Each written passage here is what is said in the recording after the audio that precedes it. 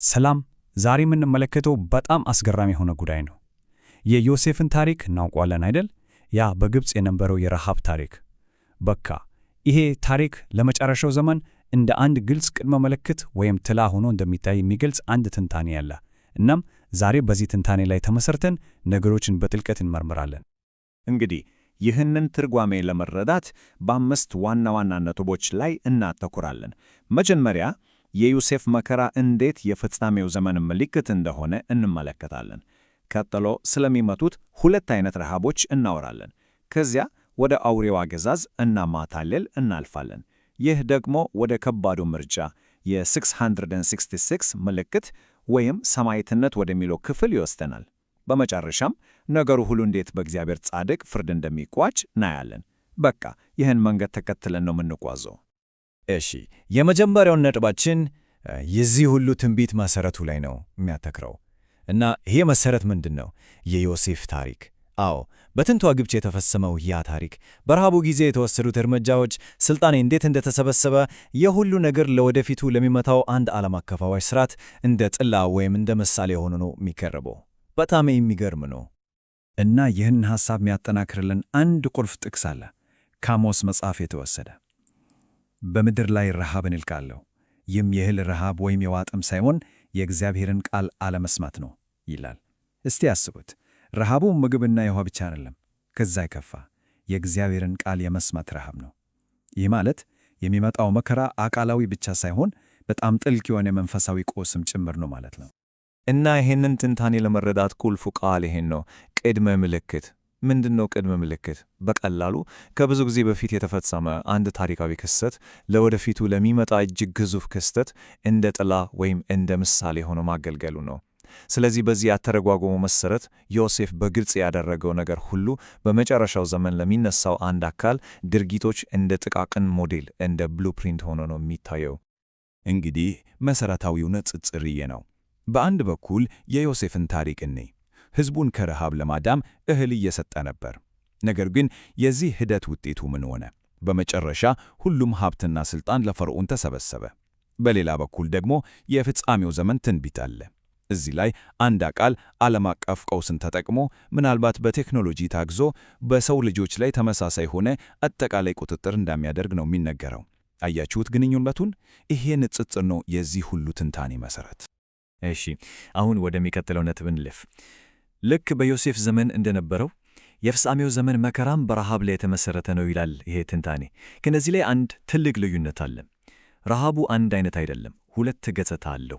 እስቲ እነዚህን ሁለት የረሃብ አይነቶች በደንብ እንያቸው። እንግዲህ የሚመጣው መከራ ሁለት ገጽታ አለው ተብሏል።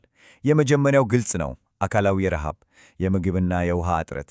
ይሄ ደግሞ ሰዎችን ለባርነት ለማስገደድ እንደ መሳሪያ ሆኖ ያገለግላል። ሁለተኛው ምናልባትም ከባዱ መንፈሳዊ ረሃብ ነው። በዚህ ጊዜ እውነተኛውን የእግዚአብሔር ቃል ማግኘት በጣም አስቸጋሪ ይሆናል። ለምን? ምክንያቱም ማታለልና ሐሰት በዓለም ላይ ስለሚሰለጥኑ ነው። እስቲ አስቡት፣ እነዚህ ሁለቱ ረሃቦች አንድ ላይ ሲሆኑ ሁኔታው ምን ያህል ከባድ እንደሚሆን። እሺ፣ ይሄ ሁሉ የሚሆነው በማን ነው? በዚህ ትንቢታዊ ድራማ ውስጥ ዋና ተዋናዮቹ እነማን ናቸው?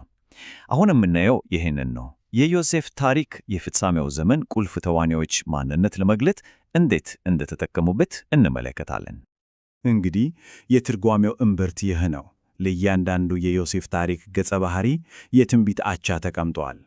እስቲ እንያቸው። ፈርዖን የግብፅ ገዢ ማንን ይወክላል? ከባህር የወጣውን አውሬ የጥፋት ልጅ የተባለውን የክርስቶስ ተቋሚን።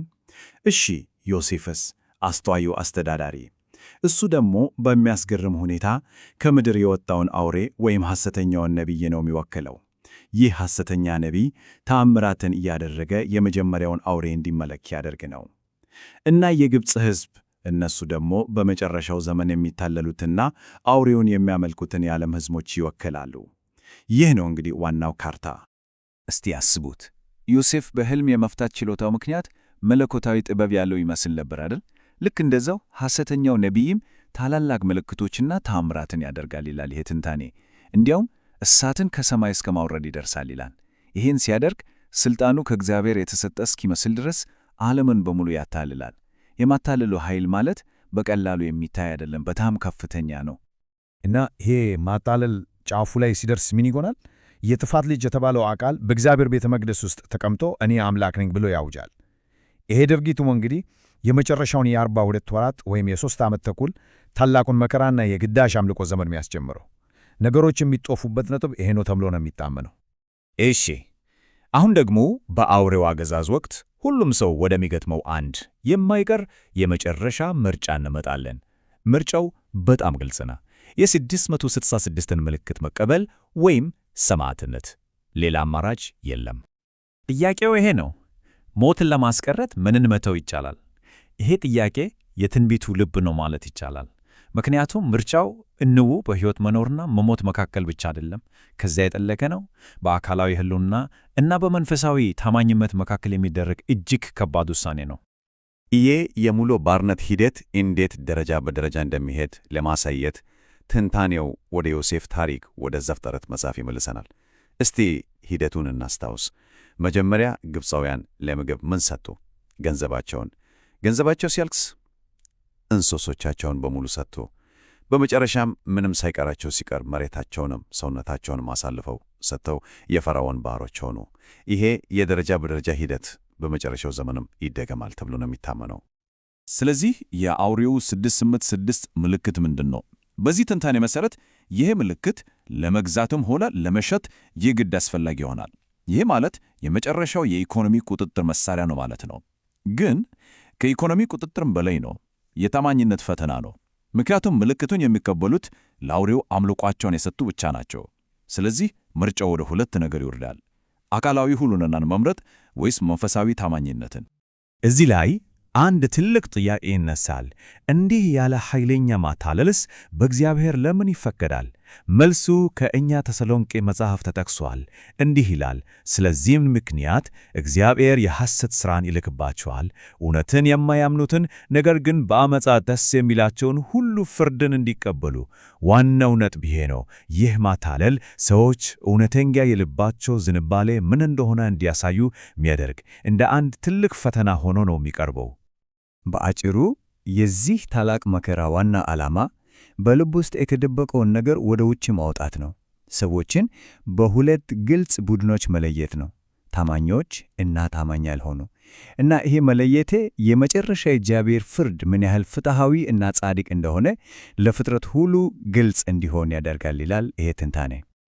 እሺ፣ ከመከራውና ከዚህ ከባድ ምርጫ በኋላስ ምን ይሆናል? አሁን ወደ መጨረሻው ክፍላችን ደርሰናል። እዚህ ላይ የዚህ ሁሉ ድራማ መቆጫ፣ የመጨረሻው መፍትሄና የእግዚአብሔር ጻድቅ ፍርድ እንዴት እንደሚገለጽ እንመለከታለን። የመጨረሻዎቹ ክስተቶች ቅደም ተከተል በዚህ መልኩ ነው የተቀመጠው። መጀመሪያ የ3 ዓመት ተኩል ታላቅ መከራ፣ ከዚያ የክርስቶስ ዳግም ምጽአት። በዚህ ጊዜ ሰማዕታት ከሞት ይነሳሉ። ቀጥሎስ በአውሬው ሰጋጆች ላይ የእግዚአብሔር ቁጣ በ7 መቅሰፍቶች ይፈሰሳል። ይህ ሁሉ ወደ መጨረሻው ፍርድ ያመራል። እናም በመጨረሻ ለታማኞቹ አዲስ ሰማይና አዲስ ምድር ይፈጠራል። በዚህ ሁሉ ሂደት ውስጥ የሰማዕትነት ሚና በጣም ትልቅ ነው። ምክንያቱም ታማኞቹ በሰማዕትነታቸው አማካኝነት የእግዚአብሔርን ትእዛዛት እውነተኝነት እያስረዱ፣ በተመሳሳይ ጊዜ ደግሞ የሰይጣንን ውሸት እያጋለጡ ማለት ነው። የመጨረሻው ምስክርነት ነው። እናም የሰማዕታቱ ቁጥር ሲሞላ ኢየሱስ ዓለምን ለመፍረድ ይመለሳል። ኃጢአትን በሙሉ ለማጥፋት እና ለታመኑት ደግሞ በአዲሱ ምድር ላይ እንዲጓዙ አዲስ አካል ለመስጠት። ይሄ ነው እንግዲህ የመጨረሻው ተስፋ። እናም ይሄ ሁሉ ትንታኔ የሚያሳየን አንድ ነገር ካለ የመጨረሻው ዘመን ትግል በዋናነት በእውነትና በማታለል መካከል መሆኑን ነው። ስለዚህ ይህንን ገለጻ የምናጠቃልለው በአንድ ትልቅ ጥያቄ ነው። እውነትን ከሐሰት ለመለየት ሁላችንም ተዘጋጅተናል? እስቲ በዚህ ጥያቄ ላይ እናሰላስል። ስለተከታተላችሁ ከልብ እናመሰግናለን።